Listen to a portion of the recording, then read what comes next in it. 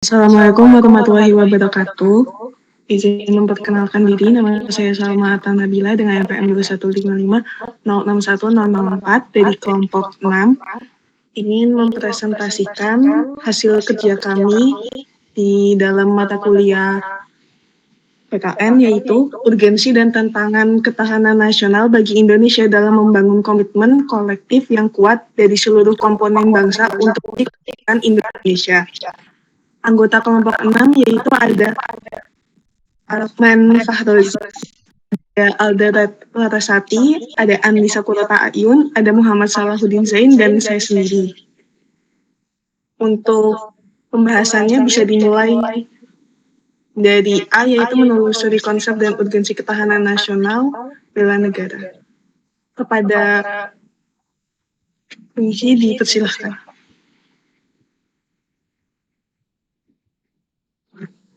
Wah, menelusuri konsep dan urgensi nasional dan bela negara.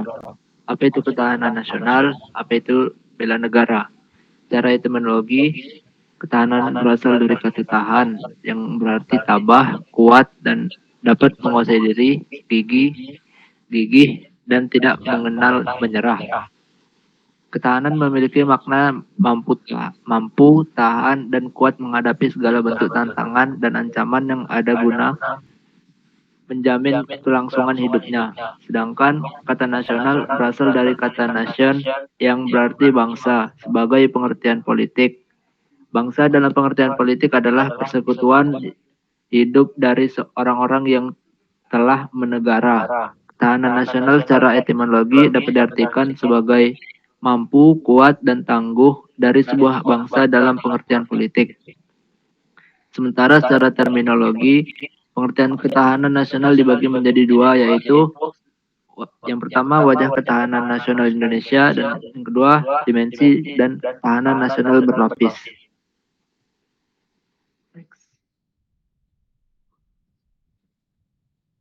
Satu, wajah ketahanan nasional Indonesia.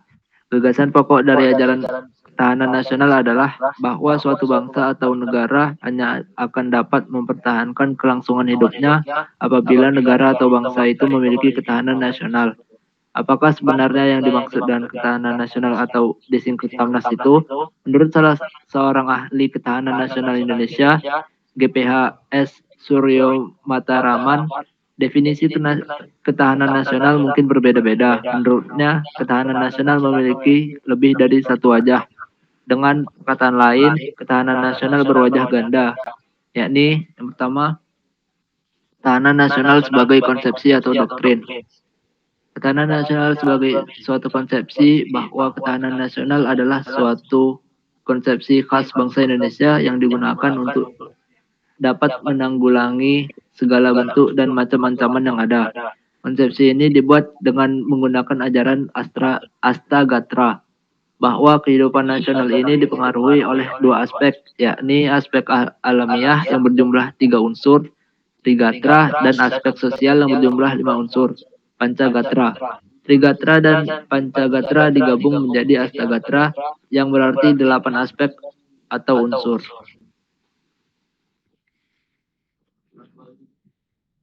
Kedua, ketahanan nasional sebagai kondisi.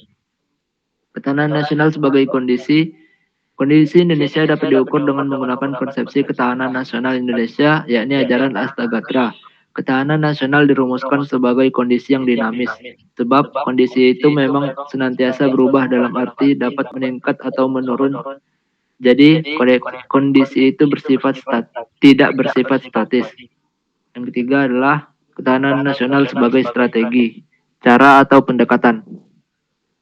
Ketahanan nasional sebagai strategi adalah karena bangsa Indonesia menggunakan strategi ketahanan nasional. Ketahanan nasional dipandang sebagai cara atau pendekatan dengan menggunakan ajaran Astagatra, yang berarti mengikut sertakan segala aspek alamiah dan sosial guna diperhitungkan dalam menanggulangi ancaman yang ada.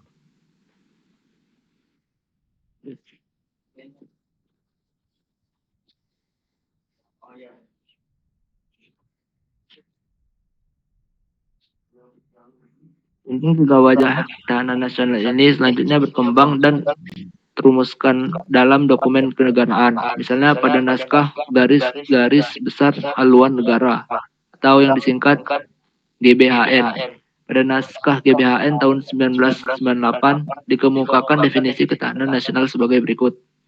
Pertama, untuk tetap memungkinkan berjalannya pembangunan nasional yang selalu harus menuju ke tujuan yang ingin dicapai dan agar dapat secara efektif dielakkan dari hambatan, tantangan, ancaman, dan gangguan yang timbul baik dari luar maupun dari dalam. Maka pembangunan nasional diselenggarakan melalui pendekatan ketahanan nasional yang mencerminkan keterpaduan antara segala aspek kehidupan nasional bangsa secara utuh dan menyeluruh.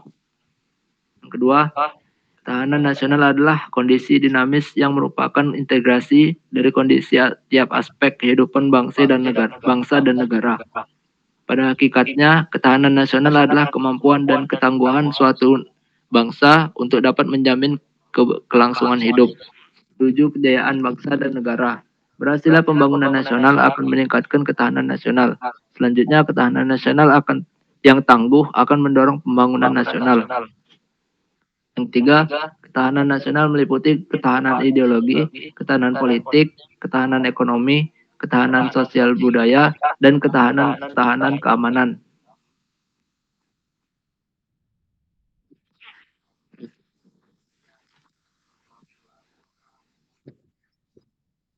Yang kedua, dimensi dan ketahanan nasional berlapis. Selain tiga wajah atau pengertian ketahanan nasional Indonesia juga memiliki banyak dimensi dan konsep ketahanan berlapis. Oleh karena itu, aspek-aspek baik alamiah dan sosial atau astagatra mempengaruhi kondisi ketahanan nasional. Maka dimensi aspek atau bidang dari ketahanan Indonesia juga berkembang.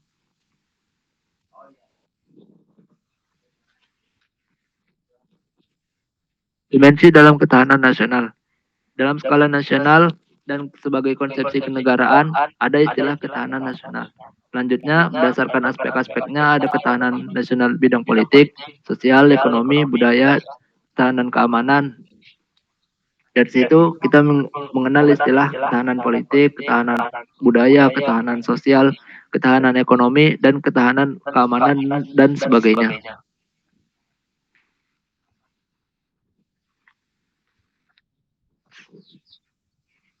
Konsep ketahanan nasional berlapis.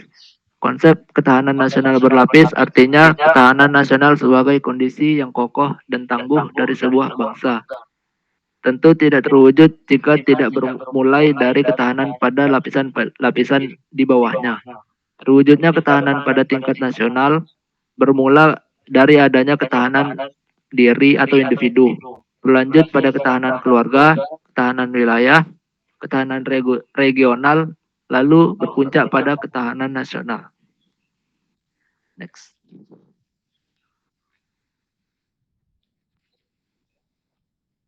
Saya kembalikan ke moderator. Ya, terima kasih kepada Zain atas materinya. Lalu dilanjutkan oleh saya, yaitu bela negara sebagai upaya mewujudkan ketahanan nasional. Di dalam Undang-Undang Dasar 1945 pada pasal 49 ayat 3, bahwa usaha pembelaan negara merupakan hak dan kewajiban setiap negara Indonesia. Dalam Undang-Undang Nomor 3 Tahun 2022 juga tentang Pertahanan Negara, Pasal 9 Ayat 1 disebutkan bahwa setiap warga negara berhak dan wajib ikut serta dalam upaya bela negara yang diwujudkan dalam penyelenggaraan pertahanan negara. Bela negara dapat dibedakan menjadi dua, yaitu fisik maupun non-fisik. Secara fisik, yaitu dengan cara memakai senjata menghadapi serangan atau agresi musuh. Bela negara secara fisik atau militer dilakukan untuk menghadapi ancaman dari luar.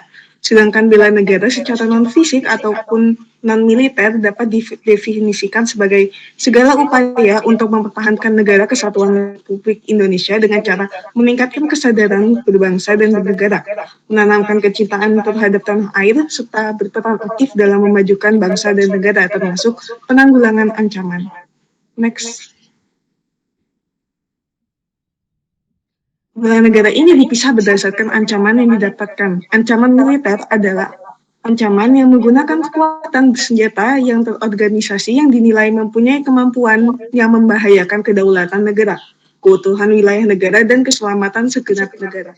Sedangkan ancaman nirmiliter ataupun non-militer pada hakikatnya adalah ancaman yang menggunakan faktor-faktor nirmiliter ataupun non-militer yang dinilai mempunyai kemampuan yang membahayakan kedaulatan negara, keutuhan wilayah negara, dan keselamatan segenap bangsa.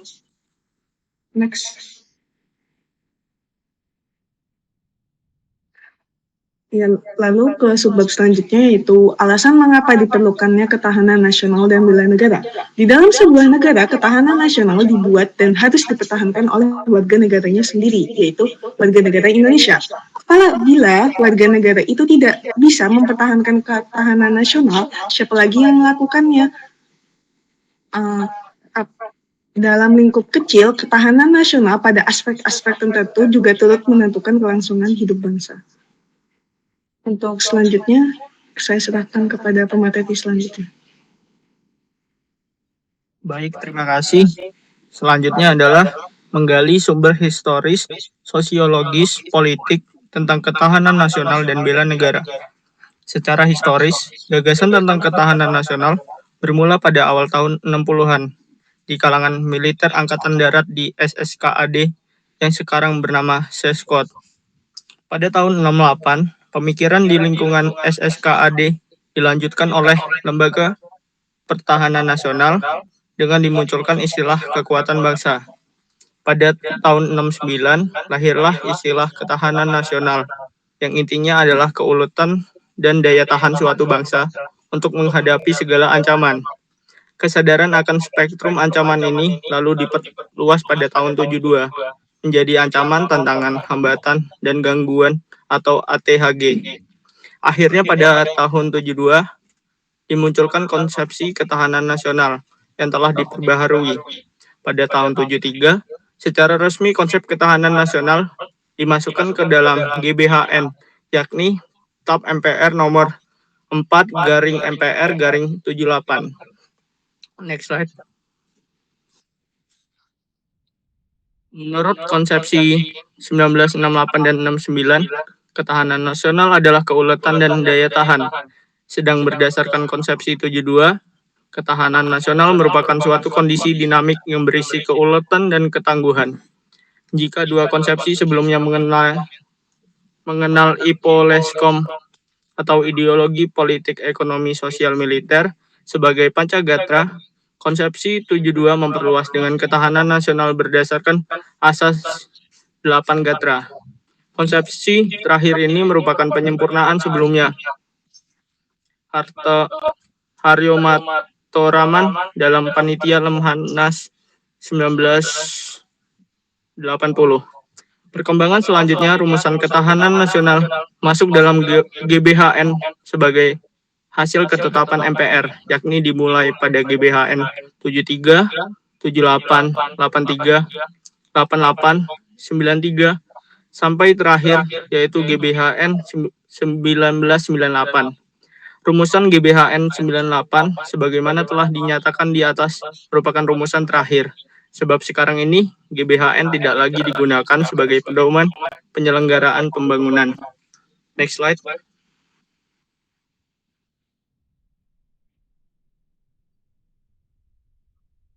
Ketahanan nasional tetap relevan sebagai kekuatan penangkalan dalam suasana sekarang maupun nanti. Sebab ancaman setelah berakhirnya Perang Dingin lebih banyak bergeser ke arah non-fisik, antara lain budaya dan kebangsaan. Inti ketahanan Indonesia pada dasarnya berada pada tataran mentalitas bangsa Indonesia sendiri dalam menghadapi dinamika masyarakat yang hendaki kompetisi di segala bidang. Hal ini tetap penting agar kita benar-benar memiliki ketahanan yang benar-benar ulet dan tangguh. Ketahanan nasional dewasa ini sangat dipengaruhi oleh kondisi ketidakadilan sebagai musuh bersama. Konsep ketahanan juga tidak hanya ketahanan nasional, tetapi sebagai konsepsi yang berlapis atau ketahanan berlapis, yakni ketahanan individu, keluarga, daerah, regional, dan nasional. Sekarang ini, Lemhanas Republik Indonesia sebagai lembaga negara yang mengembangkan konsep ketahanan nasional Indonesia sudah membuat badan khusus yang bertugas mengukur tingkat ketahanan Indonesia. Badan ini dinamakan Laboratorium Pengukuran Ketahanan Nasional sebagai bagian dari Lemhanas RI. Sekian dari saya kembalikan ke moderator.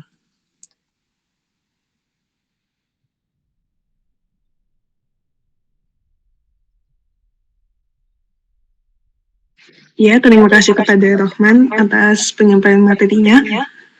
Selanjutnya untuk pemateri selanjutnya kepada Selanjutnya adalah membangun argumen tentang dinamika dan tantangan ketahanan nasional dan bela negara. Pengalaman sejarah bangsa Indonesia telah membuktikan pada kita pada konsep ketahanan nasional kita terbukti mampu menangkal berbagai bentuk ancaman sehingga tidak berujung pada kehancuran bangsa atau berakhirnya Negara Kesatuan Republik Indonesia. Setidaknya ini terbukti pada saat bangsa Indonesia menghadapi ancaman komunisme tahun 1965 dan yang lebih aktual menghadapi krisis ekonomi dan politik pada tahun 1997 sampai dengan 98. Sampai saat ini, kita masih kuat bertahan dalam wujud Negara Kesatuan Republik Indonesia. Bandingkan dengan pengalaman Yugoslavia ketika menghadapi ancaman perpecahan tahun 1990-an. Namun, demikian, seperti halnya kehidupan individual yang terus berkembang, kehidupan berbangsa juga mengalami perubahan, perkembangan, dan dinamika yang terus-menerus. Ketahanan nasional Indonesia akan selalu menghadapi aneka tantangan dan ancaman yang terus berubah. Ketahanan nasional sebagai kondisi, salah satu wajar tanah, akan selalu menunjukkan dinamika sejalan dengan keadaan atau objektif yang ada di masyarakat kita. Sebagai kondisi gambaran tanah bisa berubah kadang tinggi dan kadang rendah. Selanjutnya saya kembalikan kepada moderator.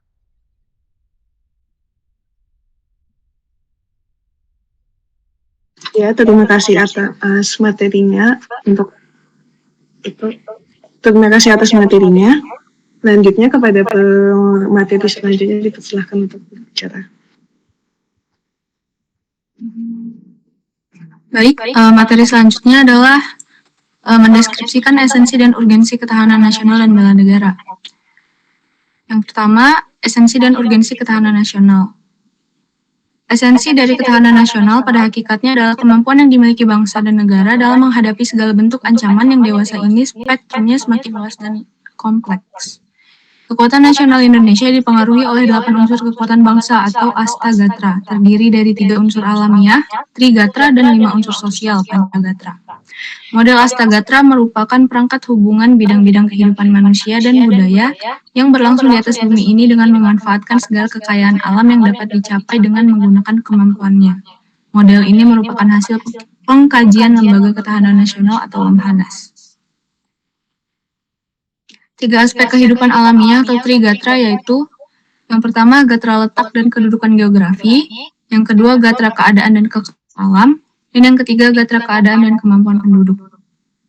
Kemudian 5 aspek kehidupan sosial atau Pancagatra yaitu gatra ideologi, gatra politik, gatra ekonomi, gatra sosial budaya atau sosbud, dan yang terakhir gatra pertahanan dan keamanan atau yang pertama geografi wilayah kan kekuatan nasional negara. Hal yang terkait dengan wilayah negara itu meliputi yang pertama luas wilayah negara.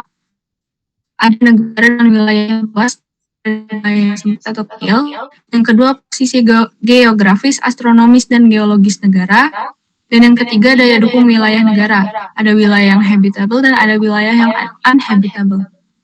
Penggunaan teknologi turut mendukung kekuatan nasional yang berkaitan dengan wilayah negara. Lalu, untuk selanjutnya, tentang gatra keadaan dan kekayaan alam. Sumber kekayaan alam dalam suatu wilayah, baik kualitas maupun kuantitasnya sangat diperlukan bagi kehidupan nasional. Unsur sumber daya alam sebagai elemen ketahanan nasional mesti yang pertama, potensi sumber daya alam wilayah yang bersangkutan, mencakup sumber daya alam, hewani, nabati, dan tambang. Yang kedua, kemampuan mengeksplorasi sumber daya alam. Dan yang ketiga, pemanfaatan sumber daya alam dalam memperhitungkan masa depan dan lingkungan hidup. Dan yang keempat, kontrol atau kendali atas sumber daya alam. Kemudian yang ketiga, gatra penduduk meliputi jumlah, kuantitas, komposisi, persebaran, dan kualitasnya. Sumber daya manusia yang berkualitas mempunyai korelasi positif dalam pemanfaatan sumber daya alam, serta menjaga kelestarian lingkungan hidup atau geografi, baik fisik maupun sosial. Kemudian ada gatra ideologi, yakni perangkat nilai-nilai bersama yang diyakini baik untuk mempersatukan bangsa. Unsur ideologi diperlukan untuk mempersatukan bangsa yang beragam ini. Bagi bangsa Indonesia, nilai bersama ini tercermin dalam Pancasila. Yang kedua, gatra politik. Gatra politik berkaitan dengan kemampuan mengelola nilai dan sumber daya bersama agar tidak menimbulkan perpecahan dan tetap stabil dan konstruktif untuk pembangunan. Diwujudkan dalam sistem politik yang diatur menurut konstitusi negara dan dipatuhi oleh segenap elemen bangsa. Dan yang ketiga ada gatra ekonomi. Ekonomi yang dijalankan oleh suatu negara merupakan kekuatan nasional negara yang bersangkutan, terlebih di era global sekarang ini. Bidang ekonomi berperan langsung dalam upaya pemberian dan distribusi kebutuhan warga negara. Ekonomi yang kuat tentu saja dapat meningkatkan ketahanan ekonomi negara yang bersangkutan. Lalu yang keempat, ada gatra sosial budaya. Tingginya nilai sosial budaya biasanya mencerminkan tingkat kesejahteraan bangsa, baik fisik maupun jiwanya. Selama Saloka Bhinneka Tunggal Ika ini dijunjung tinggi, maka ketahanan sosial budaya masyarakat relatif terjaga. Dan kemudian yang kelima ada gatra pertahanan keamanan negara. Pertahanan negara Indonesia bersifat semesta dengan menempatkan Tentara Nasional Indonesia sebagai komponen utama pertahanan, didukung komponen cadangan dan komponen pendukung, terutama dalam hal menghadapi bentuk ancaman militer. Sedangkan dalam menghadapi ancaman non-militer, sistem pertahanan menempatkan lembaga pemerintah di luar bidang pertahanan sebagai unsur utama sesuai dengan bentuk dan sifat ancaman yang dihadapi, dengan didukung oleh unsur-unsur lain dari kekuatan bangsa. Kemudian selanjutnya ada ketahanan ekonomi. Ketahanan ekonomi adalah kondisi dinamis kehidupan perekonomian bangsa yang berisi keuletan dan ketangguhan kekuatan nasional dalam menghadapi serta mengatasi segala tantangan, ancaman, hambatan, dan gangguan yang datang dari luar maupun dari dalam secara langsung maupun tidak langsung untuk menjamin kelangsungan perekonomian bangsa dan negara berlandaskan Pancasila dan Undang-Undang Dasar 1945. Bentuk dari ketahanan ekonomi adalah sebagai berikut. Yang pertama, kemampuan ekonomi pulih dengan cepat. Kemampuan ini akan ditingkatkan ketika ekonomi memiliki alat kebijakan yang dapat melawan dampak dari guncangan negatif, seperti posisi fiskal yang kuat. Yang kedua, kemampuan untuk menahan guncangan. Hal ini menunjukkan bahwa dampak merugikan dari guncangan bisa diserap atau dilumpuhkan, sehingga dampak akhirnya dapat diabaikan. Dan yang terakhir, kemampuan ekonomi untuk menghindari guncangan. Sekian dari saya kembalikan ke moderator. Untuk pemateri selanjutnya dipersilahkan. Selanjutnya adalah mengenai esensi dan urgensi bela negara. Terdapat hubungan antara ketahanan nasional dengan pembelaan negara atau bela negara. Bela negara merupakan perwujudan warga negara dalam upaya mempertahankan dan meningkatkan ketahanan nasional bangsa Indonesia. Keikutsertaan warga negara dalam upaya menghadapi atau menanggulangi ancaman hakikat ketahanan nasional dilakukan dengan wujud upaya bela negara. Bela negara secara fisik pengertiannya lebih sempit daripada bela negara secara non-fisik. Yang pertama adalah bela negara secara fisik. Menurut Undang-Undang Nomor 3 Tahun 2002 tentang Pertahanan Negara, keikutsertaan warga negara dalam bela negara secara fisik dapat dilakukan dengan menjadi anggota Tentara Nasional Indonesia dan pelatihan dasar kemiliteran. Sekarang ini pelatihan dasar kemiliteran diselenggarakan melalui program Rakyat Terlatih atau RATI. Meskipun konsep Rakyat Terlatih atau RATI adalah amanat dari Undang-Undang Nomor 20 Tahun 1982. RATI terdiri dari beberapa unsur seperti resimen mahasiswa, perlawanan rakyat, pertahanan sipil, mitra babinsa, dan organisasi kemasyarakatan pemuda yang telah mengikuti pendidikan dasar militer dan lain-lain. Rakyat terlatih mempunyai 4 fungsi, yaitu ketertiban umum, perlindungan masyarakat, keamanan rakyat, dan perlawanan rakyat. 3 fungsi yang disebut pertama umumnya dilakukan pada masa damai atau pada saat terjadinya bencana alam atau darurat sipil, di mana unsur rakyat terlatih membantu pemerintah daerah dalam menangani keamanan dan ketertiban masyarakat. Sementara fungsi perlawanan rakyat dilakukan dalam keadaan darurat perang, di mana rakyat terlatih merupakan unsur bantuan tempur. Yang kedua yaitu bela negara secara non-fisik. Menurut Undang-Undang Nomor 3 Tahun 2002 tentang Pertahanan Negara, keikutsertaan warga negara dalam bela negara secara fisik dapat diselenggarakan melalui pendidikan kewarganegaraan dan pengabdian sesuai dengan profesi. Pendidikan kewarganegaraan diberikan dengan maksud menanamkan semangat kebangsaan dan cinta tanah air. Pendidikan kewarganegaraan dapat dilaksanakan melalui jalur formal seperti sekolah dan perguruan tinggi dan jalur non-formal seperti sosial kemasyarakatan. Berdasarkan hal itu, maka keterlibatan warga negara dalam bela negara secara fisik dapat dilakukan dengan berbagai cara dan berbagai bentuk sepanjang masa dan dalam segala situasi.